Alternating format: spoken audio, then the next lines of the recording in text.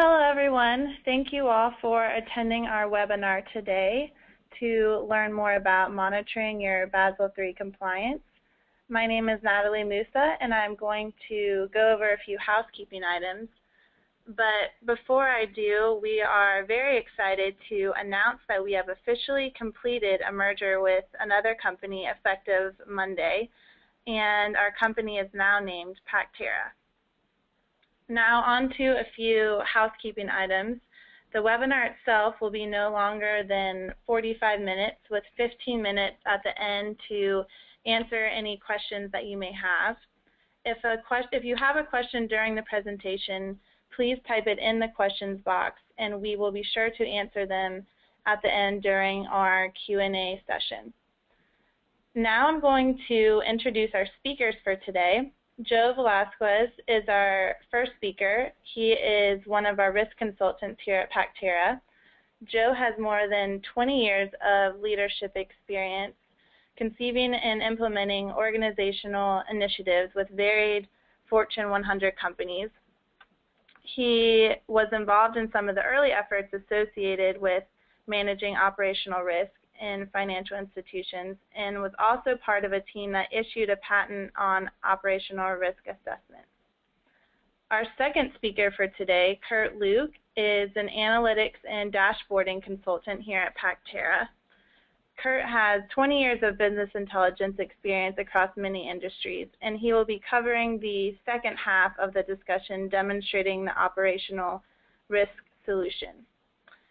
So without further ado, I hope you all enjoy the webinar, and now I'm going to turn it over to Joe to start off. Thanks, Natalie. Good morning, good afternoon. Markets, although efficient, are not as self-regulating as once thought. Irrational investor behavior has proven that self-regulation alone is not enough. Regulators have stepped in to drive the Dodd-Frank Act and reaffirm the Basel III direction for all U.S. banks.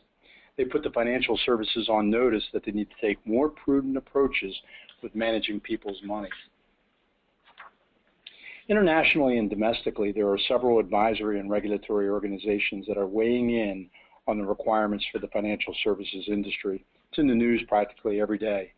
In general, the international advisory body is the Bank of International Settlements, called BIS, which was established in the post-World War I timeframe as a center for international bank cooperation. Most developed countries are adopting the Bank of International Settlements Basel III framework. Individual companies must then comply through the issuance of domestic legislation customized to fit their current legal structure. In the U.S., there are a number of agencies that are issuing regulations in line with the Basel III framework. At a high level, according to the Bank of International Settlements, a key issue from the 2007 financial crisis was many banks lacked the ability to aggregate risk exposures and concentrations quickly and accurately at the bank group level, across business lines, and between legal entities. In essence, banks are taking a siloed approach when looking at operational risk. So let's look at the current state of measuring and reporting operational risk. There are many root causes for this siloed approach. Financial institutions have developed a patchwork of regulatory compliance measurements and reporting vehicles. It's a fragmented environment with a proliferation of dispersant controls. There are increasing numbers of specialized products and specialized IT systems that just report in specific areas but do not aggregate risk. In many cases, there's unclear accountability. In general, the systems for measuring risk are reactive. Generally, this results in an outlier management approach. Add on top of that the constant drive for reduced unit costs. The result is an unacceptable risk because over time, as risk is looked at from a silo approach, at a micro level, it becomes acceptable at a micro level but is unacceptable at a macro level. So the Basel Committee has published several guidelines and requirement documents around the Basel III framework. One such document is called the Principles for Effective Data Aggregation and Risk Reporting. Compliance is required for large banks starting in 2013. All other financial institutions around the world must be in compliant by 2016. Currently, the document is in the international review cycle. So let me just talk about that document, if I could. There are 14 major principles that are required for effective data aggregation and risk reporting. The 14 principles start with governance at the bank and regulatory level and conclude with requirements for the banking community and government cooperation. Two of the principles, accuracy and accountability, are discussed in the next sections of this webinar. They're highlighted above. As you can see, the gray spaces, accuracy and integrity of data, and adaptability. Accuracy and integrity of data really means that a bank should merge their operational risk data into one authoritative source. A bank should have a dictionary of terms so that within this source, the data can be aggregated because it has the same definition and same terms. Adaptability is defined as data aggregations that should be flexible and enable risk to be aggregated. The data is designed so there are capabilities for data customization, which means dashboard and flash reports. The data structure should be capable of incorporating new developments and regulatory changes. So what does all that mean? For simplicity, it's best to take a pragmatic approach to accuracy and adaptability requirements. In order for operational risk data aggregations to be flexible and enable risk to be aggregated, it's best to start at the raw data level.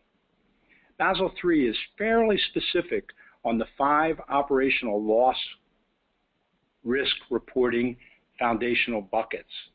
They're identified on this slide in orange. These risk foundational buckets, which are measured in lost dollars, are loss or damage to assets, legal liability costs, restitution costs, write-down amounts, and regulatory action costs. Data definitions and terminologies built at the foundational level provide a clear and solid base to facilitate consistency in the measuring system. By starting at the base level and really defining out how these numbers are measured from a numerator and denominator standpoint and a dictionary of the terminology for each one of the risk buckets, it allows for aggregation up and down through the legal entities. So then risk foundational buckets are then aligned to risk activity levels, of which Basel has identified more than 70. Some of them are hard failures, inaccurate client records, et cetera, along operational risk lines. There's over 70. So we just take a look at the risk dollar buckets, of which there's 5, and the risk activity levels, of which there's 70, without even getting into products or without getting into businesses. We're already at 350 variations of data reporting. So no wonder it's difficult to aggregate across the business.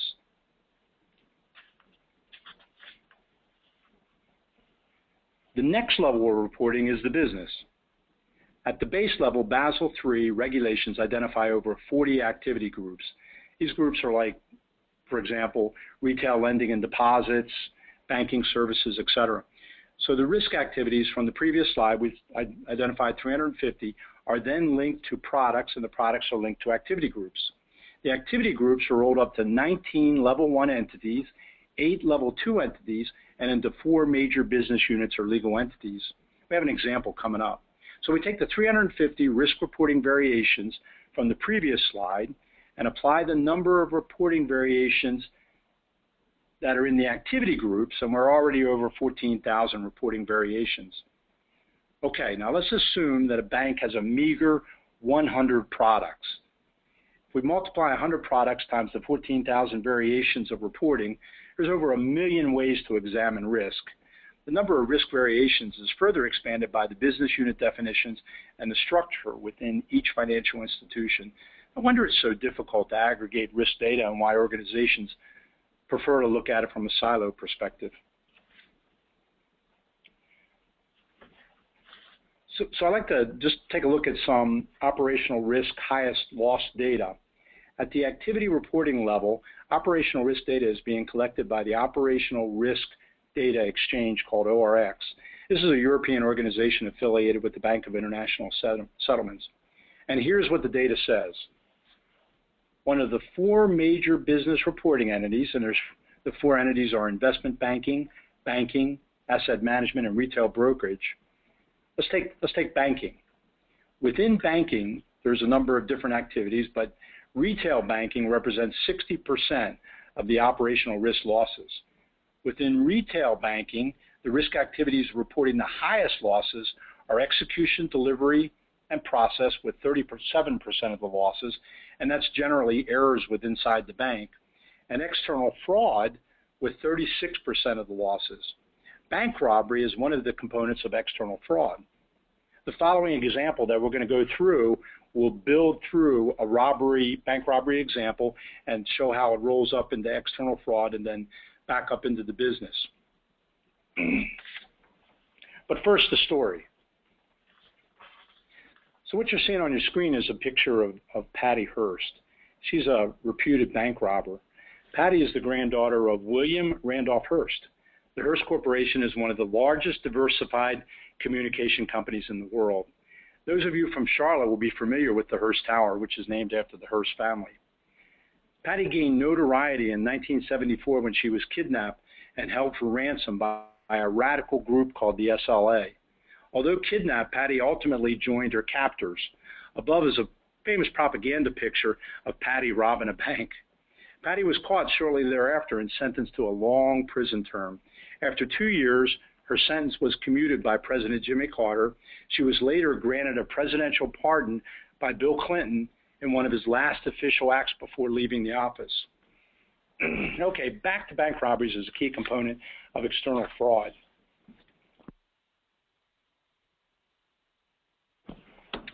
Risk is managed but not eliminated. So let's take bank robberies as our example. The same attributes that are appealing to a bank robber are a key component of customer satisfaction. A bank robber likes easy access to freeways, longer hours, clustered banks with standard designs, cash available at the teller, and people shot is not a good thing for a bank robber.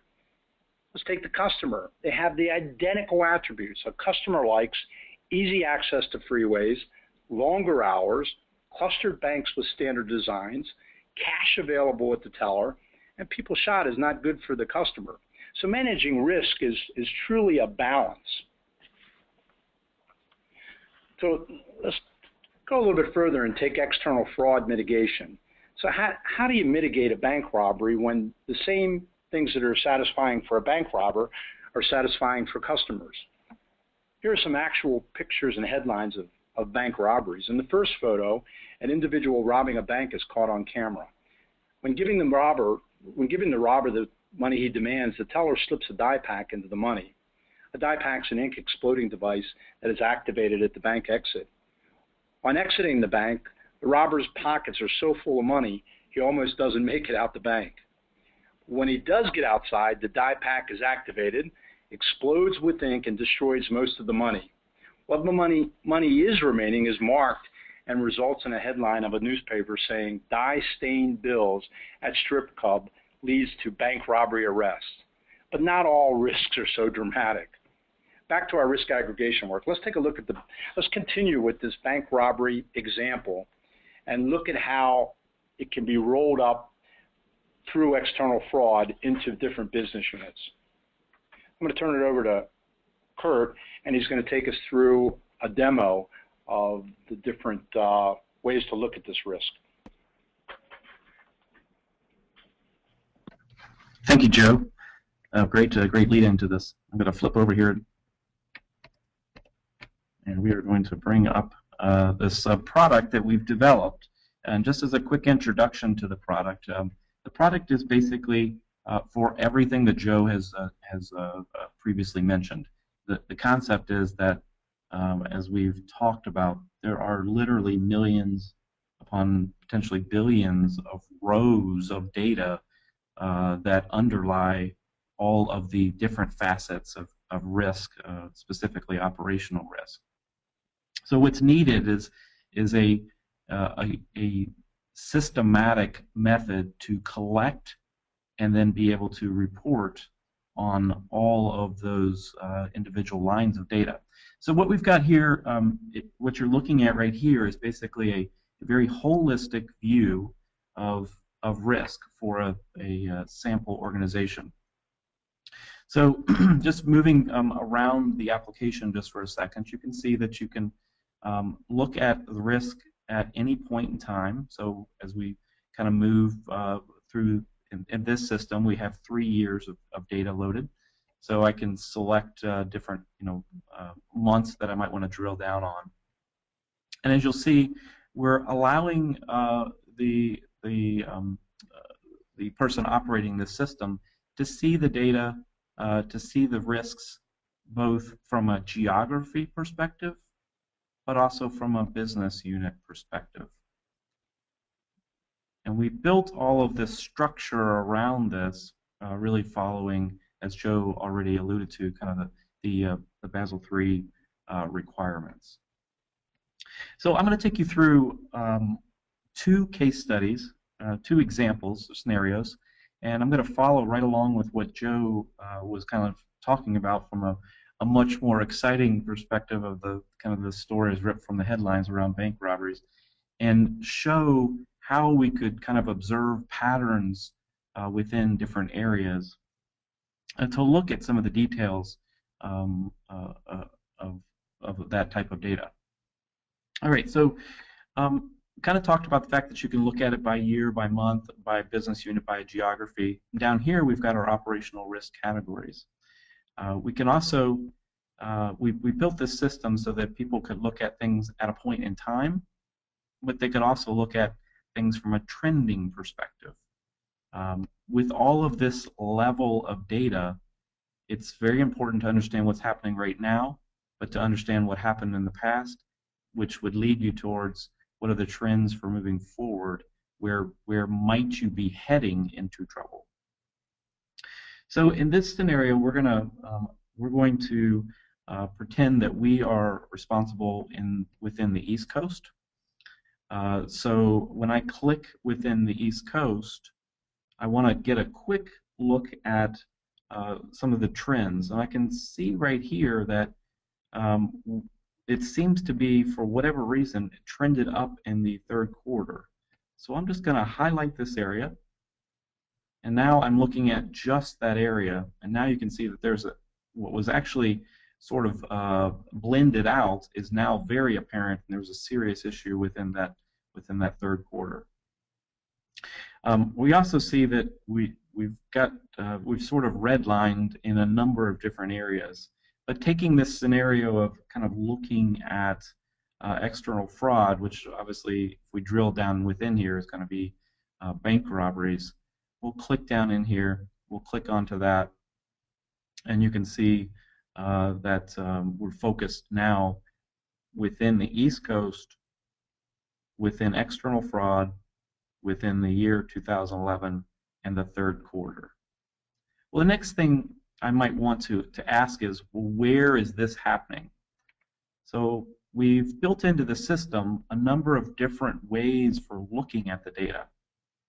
And if we come over here, we can see that we're looking at this from a geospatial manner. Looking at data in spreadsheets is great, and that's what probably most people are familiar with, but looking at things from a picture or from a geospatial manner is a very rich experience, and people are very quickly able to grasp, see things that they may not have seen from looking at things just on a spreadsheet. So we can see that Maine, which shows up very, very big and bold right here, is exceeding the threshold significantly. So there's a serious issue for some reason within Maine. And you'll see these lower and upper quadrant. We built the system such that you can build these quadrants based on a number of factors. Most simplistically, you could build it just on kind of a trailing last 3-year pattern. There's more sophisticated methods to do that, but that's one way. And so within that, you can see that there's clearly a huge spike from the lower quad, upper quad to this number right here. Now, we can see that Maine is a problem, but if we want to basically filter out Maine, we'll just select the rest of these, and now we can see that we're really, a few of the other numbers start to show up a little bigger and bolder, and we can drill down. And if we want to basically just circle over a certain area, we can focus down onto that. If I just want to go back up a little bit, all I need to do is to take off some of those selections.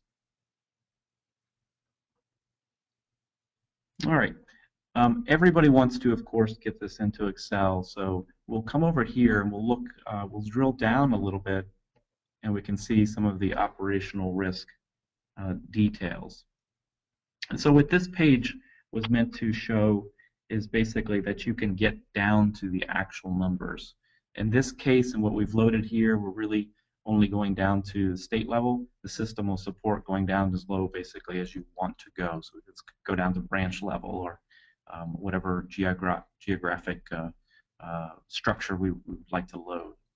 We have a number of other kind of placeholders here. So we've got KPI average, criticality, risk priority, and then we've got kind of rolling quarters so that people can see the sort of the percent change between those, because that's a huge factor. The criticality and risk priority can be calculated in a number of different ways, but what we're trying to build into the system is the ability for us to put some weight to certain areas, certain risk categories, such that not all risks are created equal. We also give the ability to basically slice and dice this data by different product categories, and then over here we have the loss types that Joe was talking about. So all of that structure is built right within this system.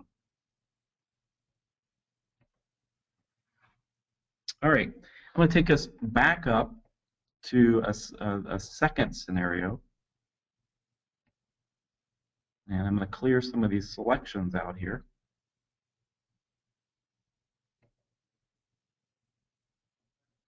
And what we're looking at now, we've kind of taken ourselves back up. We're still looking at 2011, but in this case, we're going to talk about investigating issues within execution, delivery, and process management. So this is basically where we're going to kind of drill down onto. And at first glance, I don't see any issues, and that's frankly one of the problems with the way that operational risk is viewed at. The amount of data is so significant that it can very easily hide within the organization. Now, I do see that just looking at just 2011, I can see that the West Coast, for whatever reason, has begun to eke into a trouble spot. So I'm going to click on the West Coast.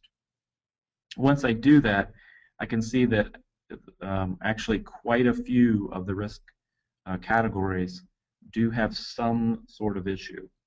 So at this point, I'm now going to, I can of course look at the trending, but I'm going to go right into this execution, delivery, and process. And instead of going and looking at this by geospatial, I'm going to go ahead and we're going to go and look at the analysis tab. And actually, before I do that, I think this is probably fairly obvious to most of you who kind of live and breathe within the operational risk management. For those of you who are not quite as familiar, the reasoning that we came up with blue, green, and red is a lot of what Joe said, that if you take back to the example of bank robberies, it is not realistic for us to for it to be at a zero category. There will always be some level of risk, and there will be some level of bank robbery activity. So the coloring of these are really based on where we would like to be.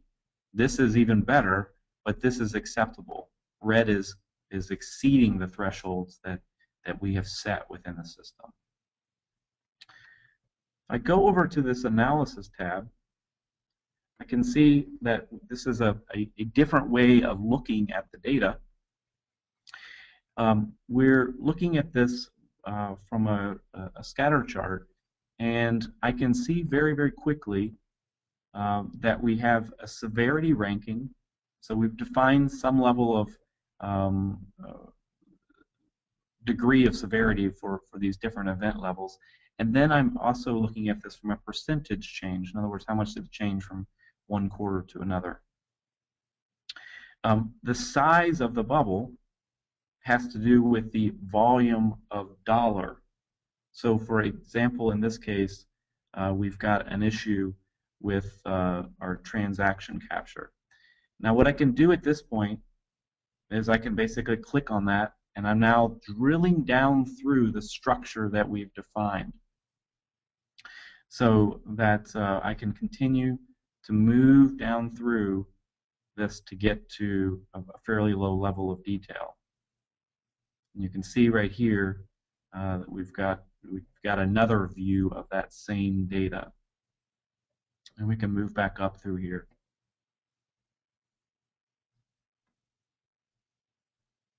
All right, another kind of key feature that I wanted to highlight is that as we're drilling and looking at this data and we're moving down through here and finding the areas that we want to focus on, we can also look on the same screen at the kind of the row level detail of it, and we can flip the view of it by geography. So now we're looking at just mountain and Pacific, and we could say, you know what, I want to look in more detail at Pacific, and then I could flip that and look at it by event. So we can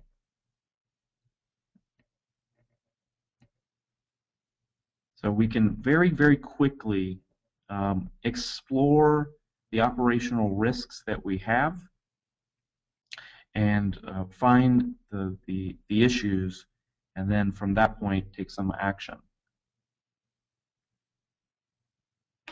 All right.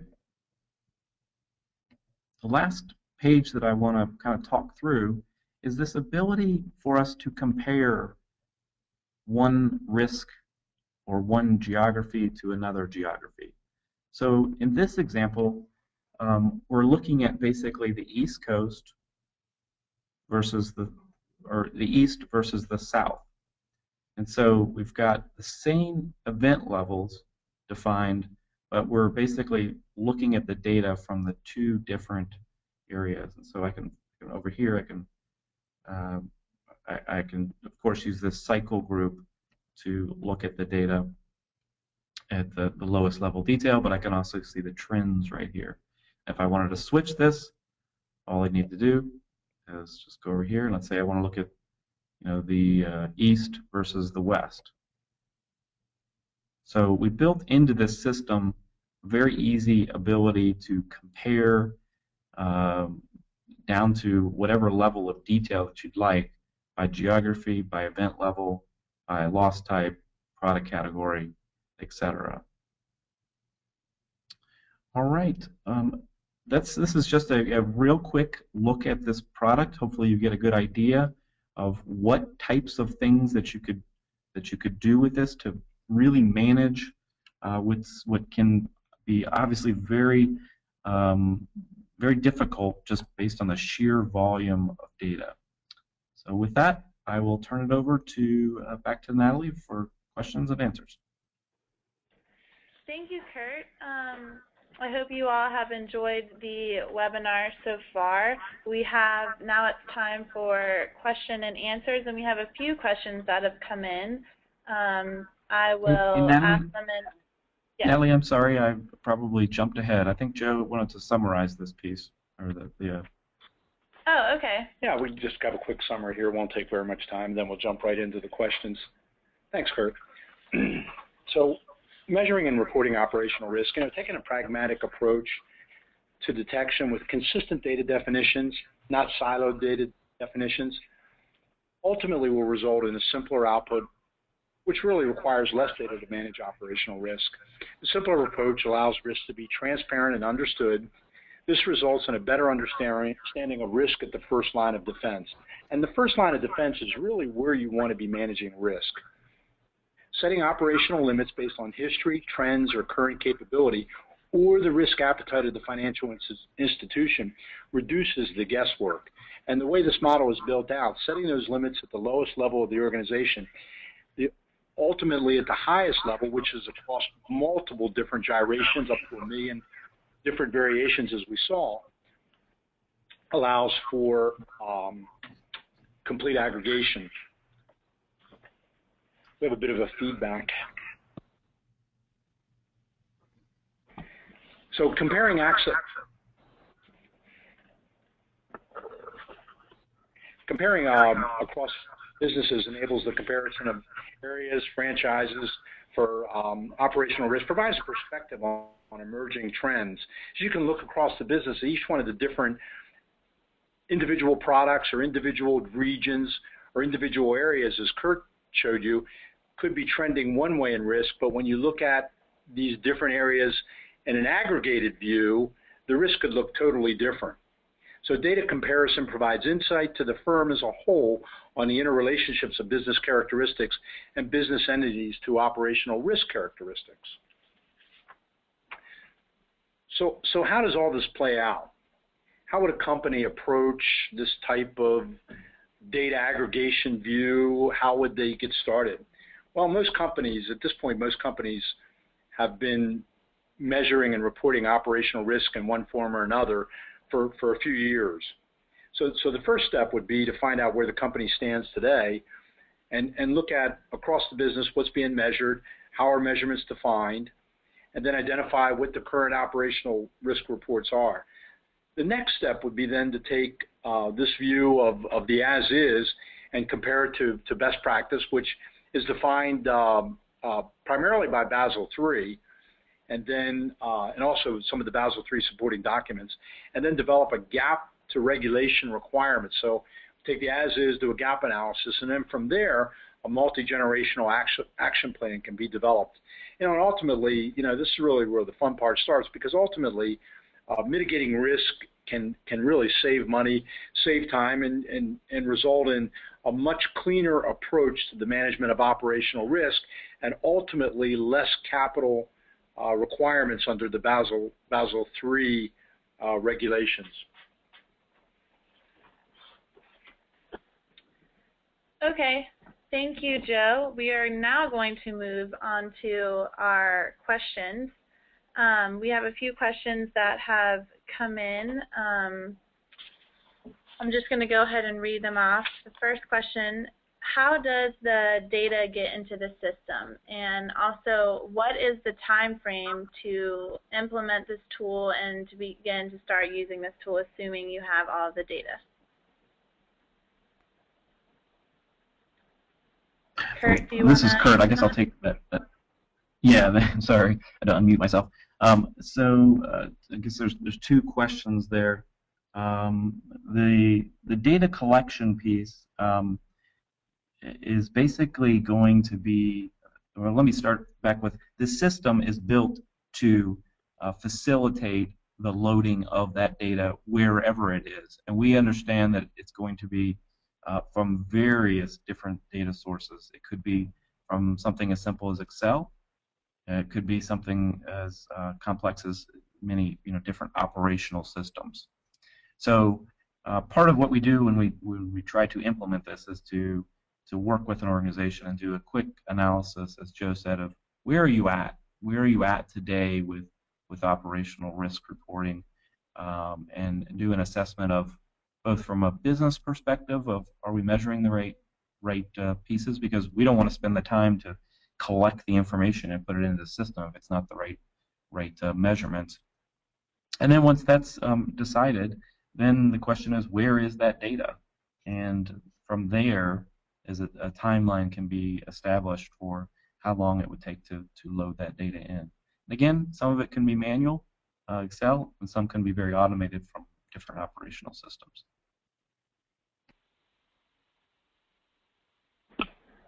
Okay, thank you, Kurt. We're going to move on to the next question. This looks like it would be a question for Joe regarding the presentation. Where can I find the definitions for the operational risk categories, and what is the definition for execution, delivery, and process? Is there a standard definition, or can there be variability from company to company? Oh, okay, great, thank you. Yes. So this is one of those questions where the devil is in the details. Basel III does define the 7 categories, and I'll go through execution, delivery, and process management. So the way Basel III defines that is losses from failed transactions processing or process management from relations with trade counterparties and vendors. So that's how they define execution, delivery, and process management. That's at the then it goes down to a second level, and it says that within execution, delivery, and process management, there's transaction capture, execution and maintenance, monitor and reporting, customer intake and documentation, and then the example that Kurt took us through, customer/client account management. So let me take the customer/client account management down one more level. So what will be in there would be unapproved access given to accounts, incorrect client records where loss is incurred, negligent loss or damage of client assets. And that's really the level of where Basel III goes. So when we talk about incorrect client records where loss is incurred, that lost dollars takes some work, because essentially what has to happen is, in many cases, process data has to be converted to dollars. And at that level, Basel doesn't give much guidance. It just takes you down to the definition level at the activity example, and then across different banks, the definition is open for their interpretation, which also, in many banks across different products and across different business units, the same terminology may be defined different. So there's, getting back to what we were talking about earlier, there's a real opportunity to pull together the definitions so that comparisons can be made across financial institutions. All right, thanks, Joe. We have another question here. Does QlikView offer software globally? As Basel III is global, how are different languages addressed? Yep, great question. So looks like somebody was really watching the webinar. The infrastructure that we built the product on is a product called QlikView. QlikView is absolutely, it's a global firm. Their product runs in many different countries and localizations. So yes, absolutely, the product could be used and supports multiple languages. Okay, great. Another question, can this measuring and reporting approach be utilized for reporting beyond operational risk? Absolutely, absolutely. The setup, once the setup is in place, where built from the bottom up, adding a foundational level, an additional foundational level is fairly straightforward. The work for operational risk around building up across the different products and across geographies and across business units is the bulk of the aggregation type work. And within that aggregation, additional foundational categories can be added that are maybe beyond operational risk. So the answer is yes. Okay, thanks, Joe. And this is Kurt. I'll just add a little. Hey, Natalie, this is Kurt. I'll just add a little bit more. That this is basically what we've built is as Joe said, it's a framework for operational risk. But the population of this system is based on operational risk, but could absolutely, just as Joe said, support other types of looking at risk. So.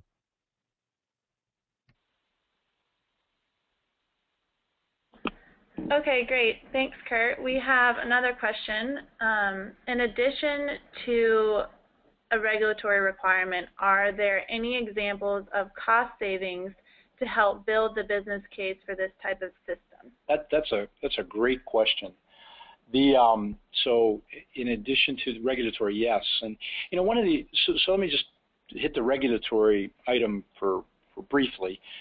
In Basel III, as we know, there's many changes that are coming from a capital perspective on how much capital must be retained. As these regulations are being applied across organizations, operational risk is playing a role in how much an organization must retain their capital. So there is a direct cost, in addition to the regulatory, there is a direct cost in retained capital for organizations that have high amounts of operational risk or are not managing their operational risk in what the regulatory bodies review as an effective way, will definitely have to hold higher capital. So that's number one. Number two is that managing operational risk in an effective manner across the business can save money within itself. So that's a direct